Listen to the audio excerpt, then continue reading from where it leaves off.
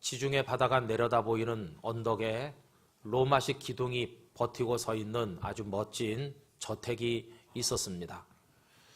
그 집을 소유한 주인은 데오빌로라고 하는 사람입니다. 그의 집에 손님들이 많이 왔습니다. 무엇이 그렇게 재미난 일이 있는지 웃음소리가 그치지 않고 대화가 계속됩니다.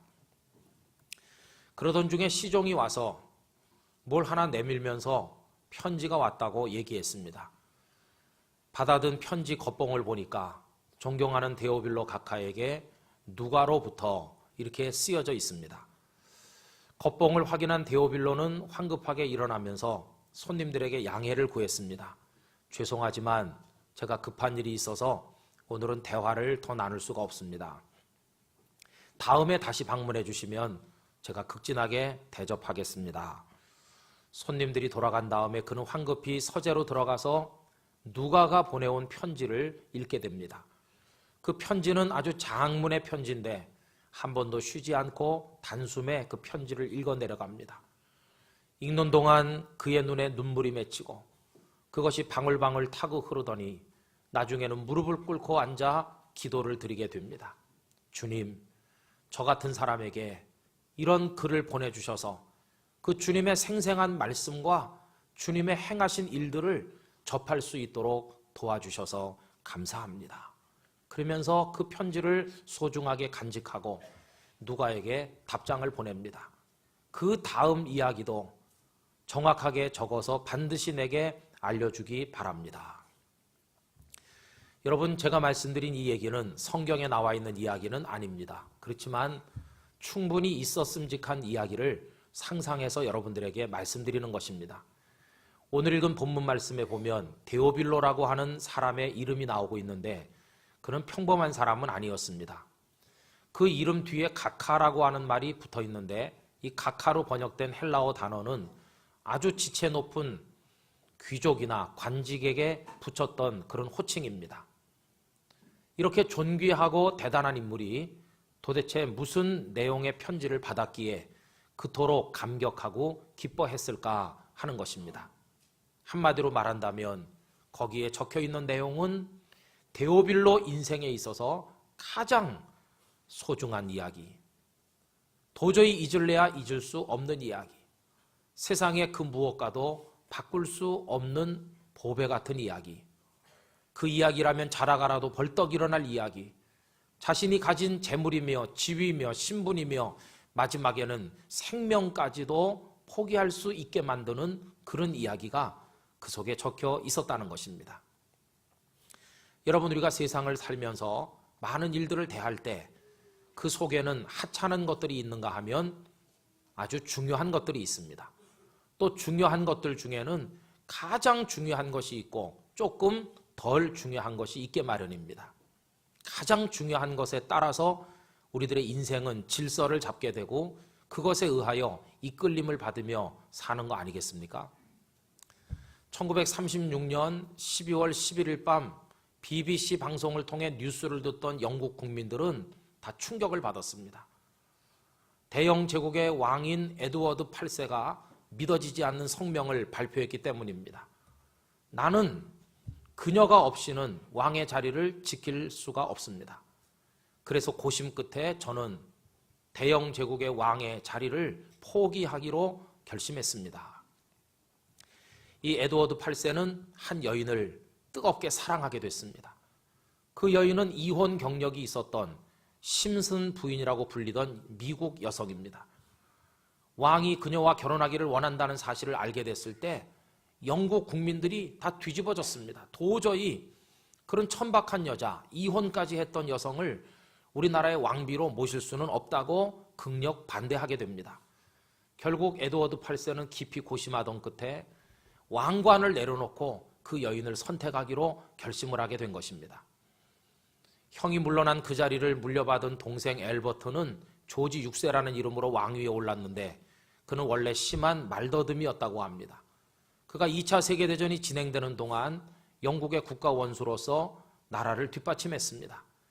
어떻게 그가 말더듬이의 고통을 극복을 하고 왕의 자리를 지켜냈는가를 보여주는 킹스 스피치라고 하는 영화가 지금 개봉되어 있습니다.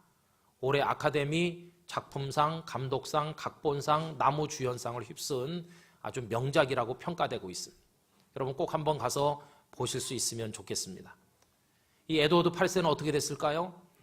왕의 자리에서 물러난 다음에 동생으로부터 윈저라고 하는 자기를 받아서 윈저공으로 그가 불리게 되고 1937년 프랑스에서 사랑하던 심슨 부인과 결혼을 하게 됐습니다. 그리고 1972년에 에드워드 8세가 세상을 떠나는 그날까지 35년 동안 이 두 사람이 함께 세상을 살았습니다. 한 남자를 이끌었던 것이 무엇일까? 그의 인생에 가장 소중했던 것이 뭘까? 그것은 한 여성을 향한 사랑이었고 그는 그 사랑에 이끌림 받으면서 살았고 그것이 자기 생에 가장 소중하다고 믿었기에 대영 제국의 왕관도 내려놓을 수가 있었다는 것입니다. 성도 여러분, 여러분들은 지금 무엇을 가장 소중하게 여기면서 살고 계십니까? 여러분들의 인생에 가장 진한 자국을 남기는 것은 도대체 뭐라고 생각하십니까? 어렸을 때 우리 인생에 가장 소중한 게 뭐였을까요? 어렸을 때 곰곰이 생각해 보니까 제게 가장 소중한 일은 소풍 가는 거였다고 생각합니다. 선생님께서 며칠 전에 소풍 간다고 예고하면 그날부터 잠이 안 옵니다. 그리고 엄마에게 김밥 꼭 싸달라고 매달리면서 부탁합니다. 그래서 드디어 그날이 오게 되는데 노란 도시락통에 김밥 넣어가지고 가서 먹었던 게 가물가물 생각이 납니다. 그렇게 중요했던 소풍 사건인데 그런데 세월이 지나고 보니까 몇 학년 때 어디로 소풍 가서 뭐 하면서 놀았었는지 아무것도 생각나는 게 없습니다. 다 잊어버렸습니다. 그저 색깔 바랜 흑백 사진이 몇 장 남아 있어서 아 그래 이렇게 소풍 갔었구나 하는 것을 어렴풋이 알 뿐 이미 기억 바깥으로 사라졌습니다. 살다가 이렇게 기억 바깥으로 사라지는 것들이 많이 있지만 그러나 어떤 것은 죽음의 순간이 올 때까지 아무리 잊고 지우려고 해도 없어지지 않는 게 있습니다. 너무나 큰 상처기를 남기며 우리 인생을 훑고 지나간 것들은 잊으려고 해도 없애려고 해도 없어지질 않습니다. 저희 아버님의 경우에 그분의 생에 가장 큰 상처를 남긴 게 뭘까 생각해 보면 아마도 6.25 전쟁이었다고 생각이 됩니다. 사랑하던 자식 7을 북한 땅에 놓고 혼자 내려왔을 때 그게 뭘로 지워지고 잊혀질 수가 있었겠습니까? 그래서 아버지 97년 살아오시는 동안에 뭐가 아버지 인생에 가장 가슴 아픈 이야기로 남아 있습니까? 라고 여쭈어 본다면 아마 두말할 것도 없이 그 이야기를 말씀할 거라고 생각됩니다. 여러분, 사람들은 다 그런 사연을 가지고 살고 있습니다. 내 40평생에 내 60평생에 가장 가슴 아픈 일은 이렇게 시작되는 이야기. 내 생에 가장 상처로 남아있는 일은 이렇게 출발되는 이야기거리 여러분도 가지고 계시지 않습니까? 또 그런가 하면 반대로 내 생에 가장 기뻤던 일 이렇게 시작될 수도 있고 내가 지금 가장 소중하게 여기는 일은 또 이렇게 이야기를 풀어나갈 수도 있을 것입니다. 어쨌든 우린 다 그런 사연들을 가지고 지금 살아가고 있습니다. 여러분 지금 가만히 생각해 보십시오. 여러분의 생에 길든지 짧든지 가장 큰 상처로 남아있는 것은 무엇이며 가장 소중한 것은 무엇이며 가장 아끼고 귀하게 여기는 것, 가장 기쁜 일, 가장 여러분의 인생에 진한 자국을 남긴 것, 그게 도대체 뭐라고 생각하고 계십니까? 아마 이 질문을 오늘 본문에 등장하는 데오빌로에게 한다면 그는 자기 인생에 가장 소중한 것을 로마 귀족으로 태어난 것이다. 내가 로마의 장군으로 어느 전쟁에서 공을 세운 것이다. 어쩌면 이렇게 대답할는지도 모르겠습니다. 그런데 어느 날 데오빌로에게 한 가지 사건이 일어나게 됩니다. 예루살렘을 여행하고 돌아온 한 사람이 그에게 예루살렘에서 들은 이야기를 전해 주었습니다. 카카, 제가 예루살렘에서 참 이상한 얘기를 들었습니다. 하면서 전해준 이야기는 한 남자에 관한 것이었습니다. 그 남자는 예루살렘에서 십자가에 매달려 처형되었는데 며칠 이후에 다시 살아났다는 이야기가 파다하게 퍼졌다는 것입니다. 그의 추종자들이 사방으로 다니면서 그가 다시 살아났다고 이야기하는데 얼마나 그 이야기가 급속하게 사람들 틈으로 퍼져 들어가는지 아무리 유대 당국이 옥에 가두고 때리고 핍박을 해도 도저히 막을 수가 없다는 내용이었습니다. 그 이야기를 전해 들을 때 데오빌로는 그 남자에 대해서 흥미를 가지게 됐을 것입니다. 그런데 그 다음부터는 그가 듣고자 하지 않아도 죽었다 다시 살아났다는 그 남자에 관한 얘기가 여러 경로를 통해서 그에게 들려오게 됐습니다. 점점 이야기거리가 풍성하게 들려오더니 나중에 그 이야기들을 종합해보면 그 남자의 이름은 예수라고 하는데, 그는 33살까지 살고 십자가에서 죽은 사람인데, 그는 살아있는 동안에 자신이 하나님의 아들이라고 외쳤고 세상을 구원하러 온 구원자라고 이야기했다는 것입니다. 또 예수라는 그 이름의 뜻은 자기 백성을 죄에서 구원한다는 뜻이라고 그랬습니다.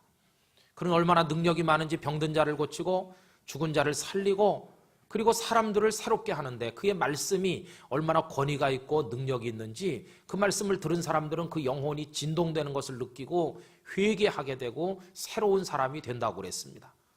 그는 오갈 데 없는 불쌍한 사람들의 친구가 되어주고 위로와 힘이 되어준다고 그랬습니다.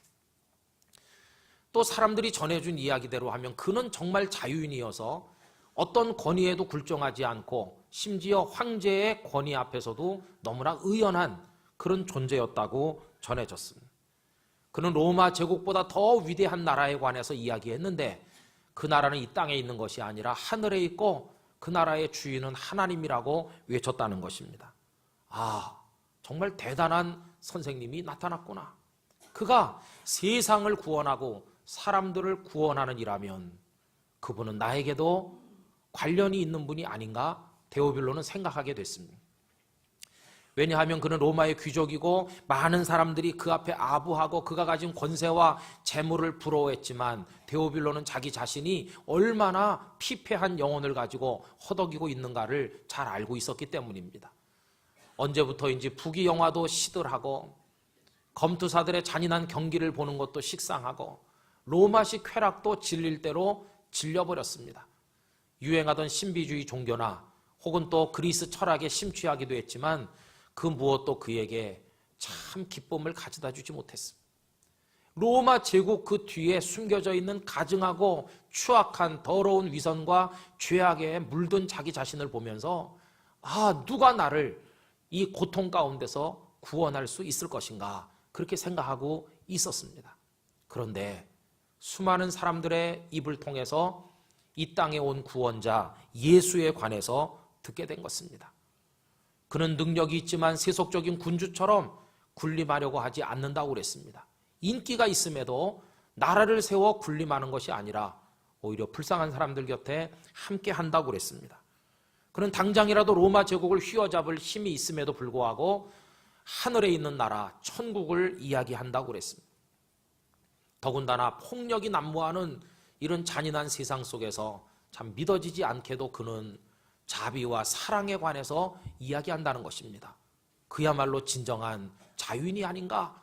그야말로 진정한 구원자의 자격을 갖추지 않았나 생각할 때 자신의 마음이 급속하게 그 예수라는 선생님에게로 기우는 것을 느끼게 됐습니다.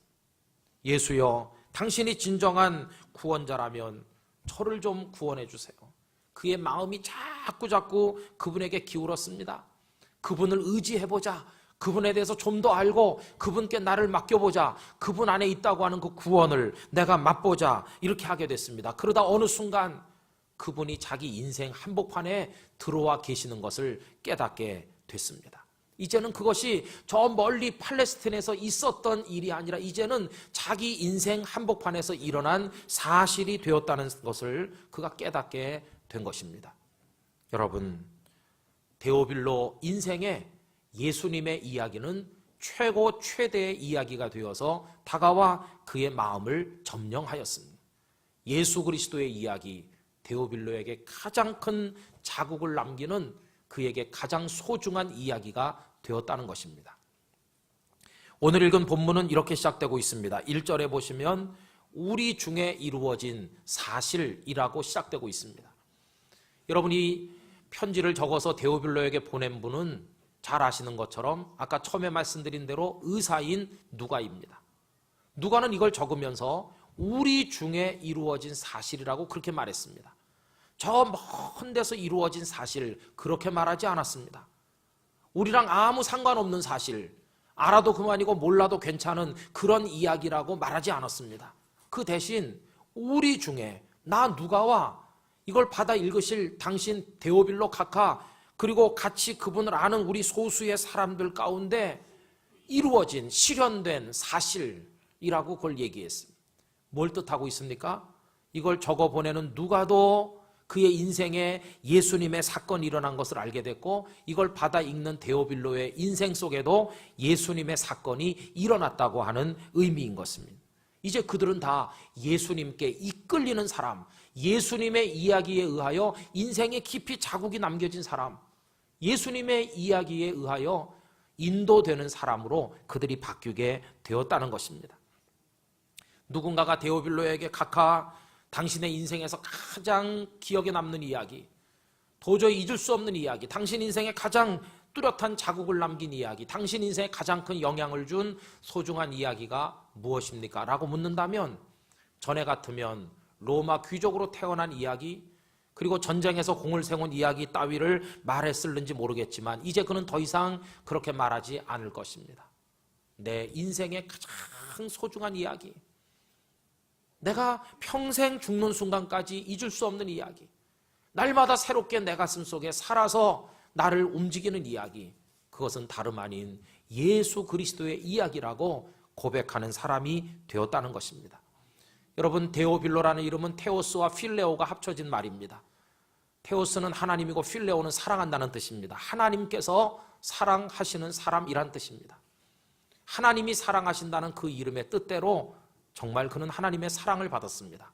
왜냐하면 하나님의 사랑을 받지 않으면 그 누구도 예수님을 자신의 구주로 영접할 수 없기 때문에 그렇습니다.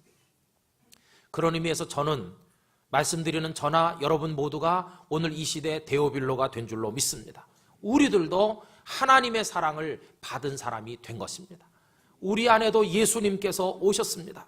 예수님의 사건이 우리 속에 이루어진 사실이 됐습니다. 우리랑 아무 상관이 없는 저기 있는 얘기가 아니라 여러분들의 인생의 한복판에 이루어진 사실이 된 줄로 믿습니다. 그 예수님이 오늘 우리를 이 자리에까지 인도하신 줄로 믿습니다. 우리의 구주가 되셨습니다. 우리의 친구가 되어주셨습니다. 그리고 예수님께서 우리 인생의 목적이 되시고 삶의 근거가 되어주신 것입니다. 이제 우리도 어떤 일에 몰두하고 있더라도 예수님의 일이라면 그 몰두했던 일을 내려놓고 달려나갈 수 있는 예수님께 이끌리는 사람이 됐습니다. 나도 씀씀이가 많지만 예수님을 위한 일이라면 나의 씀씀이를 포기하고 그 일을 위해서 그 물질을 사용할 수 있는 사람이 되어가고 있는 거 아니겠습니까? 이제 예수님의 사건은 우리 생애 가장 소중한 사건이 됐고 예수님은 우리 인생 최고의 보배가 되셨습니다. 예수님의 탄생과 삶이 그분의 말씀하신 바와 행하신 바가 그분의 십자가에 우리를 대신한 피 흘림의 그 죽음과 그리고 영광스러운 생명의 부활이 저와 여러분의 인생 가운데 이루어진 사실로서 가장 소중한 것으로 남게 된 것입니다. 여러분, 가장 소중한 것은 그 다음 소중한 것들을 지배하는 힘을 가지고 있습니다. 우리가 그동안 소중히 여기고 기억 속에 가장 진하게 남아있다고 여기면서 잊을 수 없는 사건으로 기억된 것들이 많이 있었지만 그러나 나중에 진정으로 가장 중요한 것이 우리 삶 속을 뚫고 들어오면 지금까지 소중했고 지금까지 지울 수 없었던 것들은 두 번째, 세 번째 자리로 밀려나게 되고 그 가장 소중한 것이 첫 번째 자리를 차지하고 그 나머지 것들에 대해서 지배력을 가지게 된다는 것입니다. 사법시험에 목을 매단 학생이 있었다고 여러분 생각해 보세요. 이 학생의 최고의 목표는 사법시험에 합격하는 겁니다. 어느 날 어렵게 공부해서 응시를 했고 자기 눈으로 자기 이름 석자가 거기 붙어있는 걸 보게 됐어요. 너무나 기뻐서 펄펄 뛰면서 집에 오다가 그만 돈이 들어있는 지갑을 흘렸다고 해보세요. 그가 그날 인생을 끝내겠습니까? 지갑 잃었다고 삶을 포기하겠습니까? 그렇지 않습니다. 지금까지는 지갑 속에 있는 게 다 소중했었지만 사법시험 합격이라고 하는 더 소중한 것이 최고의 자리에 들어와 자리를 잡으면서 그까지 지갑 그까지 돈 더 이상 괴념치 않게 된다는 것입니다. 가장 중요한 것에 의하여 그 다음 중요한 것들은 다 지배를 받을 수밖에 없기 때문에 그런 것입니다. 가장 중요한 것 때문에 그동안 상처를 남기고 가장 아픈 이야기가 되고 가장 힘들었고 가장 어려웠던 것들을 극복하게 되는 가장 중요한 것에 의하여 다스림을 받게 되는 그런 원리가 저희 아버님의 인생에도 일어나고 있다고 저는 생각합니다. 그렇게 전쟁에 의해서 큰 지울 수 없는 상처기를 받으셨는데 어떻게 살아남으셨을까? 어떻게 죽지 않고 버텼을까? 어떻게 오늘까지 건재하신 것일까? 여러분, 오늘도 일부 예배 저 뒤에 왔다 갔습니다. 어떻게 오늘까지 생존할 수 있었을까? 그 전쟁의 상처가 너무너무 깊은 것이지만 우리 아버님의 인생에는 그 전쟁이 남긴 상처보다 더 진한 자국으로 남아있는 게 있는데 그게 뭐냐 하면 예수 그리스도의 사건이라는 것입니다.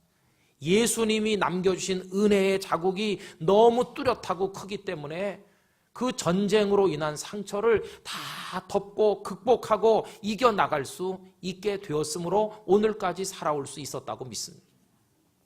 전쟁은 죽음의 이야기지만 예수님은 생명을 말씀하십니다. 전쟁은 비극이지만 예수님은 기쁨이십니다. 전쟁은 우리에게 상처를 가져오지만 예수님은 쌈의 힘을 가져다 주십니다. 전쟁은 죽어라 이렇게 말하지만 예수님은 다가오셔서 내가 너를 살려주겠다고 속삭이시는 분인 줄로 믿습니다. 그 예수님이 남겨준 축복의 흔적이 너무너무 강하기에 그 다음에 왔던 그 상처며 이 모든 것들을 다 이기고 극복하고 참고 견디면서 오늘까지 살아온 거 아니겠습니까? 여러분, 저는 진심으로 기원합니다. 오늘 이 3부 예배 오신 여러분들에게도 예수님 때문에, 예수님이 여러분들의 가장 중요한 이야기가 되셨기 때문에, 예수님이 여러분들의 삶의 가장 소중한 보배가 되셨기 때문에 지금까지 이뤘던 여러 가지 상실들, 실패들, 좌절들, 여러분을 힘들게 만드는 아픔과 그 고통들을 다 잊고 극복하고 이겨내고 일어설 수 있는 그런 은혜 여러분들에게 임하게 되시기를 기원하는 것입니다.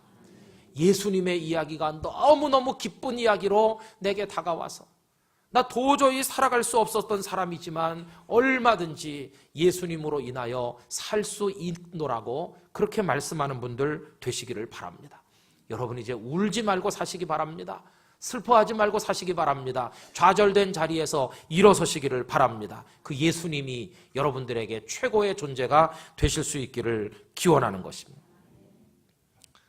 예수님이 최고의 보배로 우리 인생에 자리 잡고 나면 그 다음 세상의 그 어떤 보배도 우리를 유혹할 수 없게 됩니다. 여러분, 아까 제가 상상으로 말씀드린 이야기 속에 데오빌로를 찾아왔던 그 손님들이 황제의 명령을 가지고 온 사람들이라면 어떨까요? 그들이 황제가 당신을 높은 자리에 앉힌다고 하는 그런 명령서를 가져온 사람들이었다면 어떻겠습니까? 예전 같으면 그는 너무나 황송해서 뚝달같이 달려나가 황제의 곁으로 갈 것입니다. 그러면서 황제께 머리를 조아리고 그와 함께 음란한 춤을 즐기고 잔인한 검투사 경기를 즐기면서 진한 포도주에 취해서 황제와 함께 권력에 탐닉하며 살았을 것입니다. 그러나 이제는 아닙니다. 예수 그리스도가 황제보다도 권력보다도 더 소중한 분으로 그 인생의 중심을 붙드신 그 이후에는 그렇게 하지 않습니다. 그는 아마도 이렇게 편지하지 않았을까요? 황제 폐하, 당신의 호의에 진심으로 감사합니다. 그러나 이제 나는 이곳에서 조용히 목가적인 삶을 즐기려 하오니 저에게 내리신 그 명령을 거두어 주시기 바랍니다. 아마도 이렇게 하지 않을까 생각합니다. 그러나 그는 조용한 삶을 누리지는 못할 것입니다. 왜냐하면 그의 가슴 속에 하나님의 이야기, 예수님의 이야기를 많은 사람들에게 전해 주어야 되겠다고 하는 열망이 불타고 있기 때문에 이 예수님의 이야기를 전해주기 위해서 동분서주하면서 살 것이기 때문에 결코 조용히 살 수는 없을 것입니다. 그는 이전까지는 로마 제국을 위해 봉사했지만 그 이후로는 하나님의 나라를 위해 일하게 될 것입니다.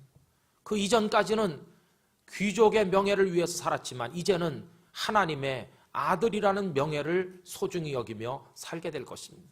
그 이전까지는 손가락에 끼워진 귀족의 반지를 바라보며 흐뭇해했겠지만 이제는 그 이후로부터는 장차 쓰게 될 하늘의 면류관을 바라보는 사람으로 살아가게 되지 않겠습니까?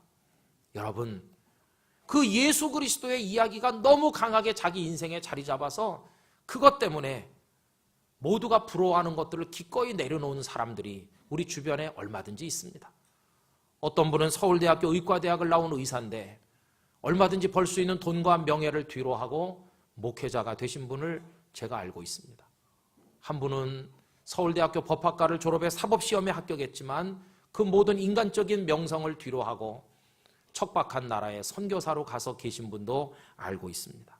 예수님께 이끌리는 삶을 살고 계신 분이라고 생각합니다. 우리 주변에 그런 분들 많이 있습니다. 여러 해 전에 한 의사가 토요일 저녁 회식에 가자고 하는 동료 의사들의 청을 거절하고 그 다음 주일 아침에 맑은 정신으로 예배하기 위하여 일찍 잠자리에 들었습니다. 그리고 그날 밤 11시가 넘어 긴급한 수술 환자가 있다는 연락을 받고 그는 밤 12시에 수술을 시작해서 그 다음 주일 새벽까지 꼬박 밤을 새워 홀로 돕는 의사도 없이 한 청년의 머리 수술을 했고 그 청년은 죽어가던 끝에 극적으로 목숨을 건지게 됐습니다. 다른 의사들은 다 술에 만취돼서 아무리 연락을 해도 수술할 형편이 못 됐는데 예수님께 이끌리며 살던 한 의사에 의하여 그 청년은 생명을 건지게 된 것입니다. 그 청년이 윤성호 집사님, 박정자 집사님의 하나밖에 없는 아들 우리 윤진우 청년입니다. 그 의사가 바로 요 가까운 병원에 그 신실한 그분이 지금도 계십니다. 여러분, 예수 그리스도께 이끌리는 삶을 사는 사람은 그렇게 깨끗하고 건강한 인생을, 열매 있는 인생을 살게 되는 줄로 믿습니다. 우리도 그렇습니다. 우리도 직업을 선택할 때, 번 돈을 어떻게 사용할지를 결정할 때, 시간을 쓸 때, 사람을 만날 때, 관계를 맺을 때, 우리 미래를 위해 준비할 때, 어떤 인생의 중요한 고비와 판단의 기로에 섰을 때마다 예수님께 이끌리는 판단을 하고 예수님으로 인한 결정을 내리면서 살아가야 될 줄로 믿습니다. 그게 바로 그리스도인들인 것입니다. 예수님 때문에 무엇을 하기도 하고 예수님 때문에 무엇을 버리기도 하고 예수님 때문에 무엇을 기쁨으로 겪기도 하고 고통 가운데 참기도 하고 예수님 때문에 무엇인가를 하는 사람, 그래서 그의 전생애가 예수님으로부터 부여되는 질서에 따라 재편되는 사람, 그 질서를 기뻐하며 따라 사는 사람, 그들을 가리켜서 예수님의 제자라고 부르게 되는 것입니다. 영도중앙교회 성도 여러분, 예수님에 의하여 여러분들의 삶에 새로운 질서가 부여되실 수 있기를 기원합니다.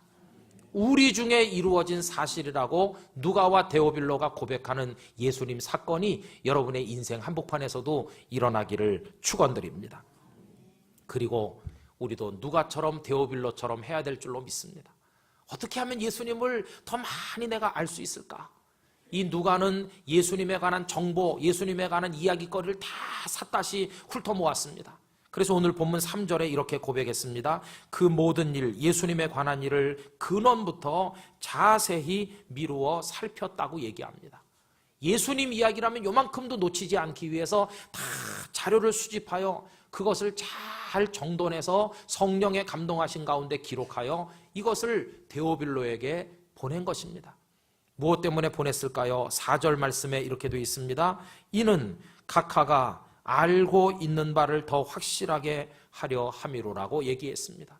데오빌로는 이미 예수님을 알고 있습니다. 그러나 전해 듣기만 해서 일부밖에 모르고 있는데 누가가 수집해서 보낸 이 말씀을 읽음으로써 예수님이 어떤 분인지를 더 풍성하게, 더 정확하게 알게 됐다는 것입니다. 성도 여러분, 그 이후에 누가는 이것으로 끝내지 않고 성령이 강림하시고 복음이 증거되고 교회가 세워지는 이야기들을 더 많이 모아서 후편을 써서 데오빌로에게 보냈는데 그게 바로 우리 성경의 사도행전이란 이름으로 남아있지 않습니까? 결국 데오빌로는 이 누가복음과 사도행전을 읽음으로써 예수님이 어떤 분인지 이미 알고 있었던 자기 인생의 가장 소중한 그분에 대해서 더 풍성하게 아는 사람이 된 것입니다. 저는 우리 영도중앙교회 성도들이 이미 예수님을 알고 계시지만 더 풍성하게 알게 되시기를 기원합니다. 더 정확히 알게 되시길 원합니다. 그 능력과 사랑을 여러분이 직접 체험하게 되시길 원합니다. 그분들이 이 글을 읽음으로 그렇게 됐다면 우리도 이 복음서 말씀을 읽음으로 성경을 통해서 예수님을 더 풍성하게 알게 되기를 원합니다. 그리고 주님을 더 많이 알기 위해서 무릎 꿇어 깊이 기도하시길 바라고 하나님의 말씀의 바닷속으로 들어가는 여러분들이 되실 수 있기를 기원하는 것입니다. 이 복음서 속에 기록된 예수님의 여러 사건들이 우리 중에 이루어진 사건이 되는 그런 역사가 여러분들 안에 있기를 간절히 기원합니다. 오 주님, 저에게, 저의 인생에, 저의 가정에, 우리 영도 중앙교회 주님께서 오셔서 우리 중에 이루어진 사건으로, 우리 중에 임재하신 주님으로, 우리 중에 역사하신 우리의 보배로우신 주님으로 우리에게 임하여 주시옵소서. 우리 그런 기도와 함께 살아야 될 줄로 믿습니다. 그 예수님이 데오빌로에게 오시고 누가에게 오신 예수님이 영도중앙교회 성도 여러분에게 임하시기를 구주 예수님의 이름으로 축복합니다. 다 같이 기도하겠습니다. 이 시간 주님 사랑합니다. 우리도 주님을 더 정확히 더 많이 알길 원합니다. 우리에게 오셔서 우리 중에 이루어진 보배가 되어 주시옵소서. 다 같이 통성으로 기도하겠습니다. 할렐루야. 거룩하신 아버지 하나님, 주님께서 데오빌로의 인생에 오시고 누가의 인생에 오셔서 우리 중에 이루어진 사실이 되어주신 것처럼 오늘 저희들 속에 오시옵소서. 저희 안에 임하시옵소서. 우리 교회 가운데 임하시옵소서. 이 종에게도 우리 영도중앙교회 성도들에게도 오셔서 최고가 되어 주시옵소서 믿습니다. 할렐루야. 거룩하신 아버지 하나님, 데오빌로와 누가의 인생에 오셔서 우리 중에 이루어진 사실로 자리 잡으셨던 주님께서 오늘 이 종과 우리 교우님들과 영도 중앙교회에 임하셔서 우리 중에 계신 예수님으로, 우리 중에 임하여 오신 능력의 주님으로 자리 잡아 주시옵소서. 우리 모두 예수님께 이끌리는 인생 살아가게 하여 주시옵소서. 예수님의 이름으로 기도하옵나이다. 아멘.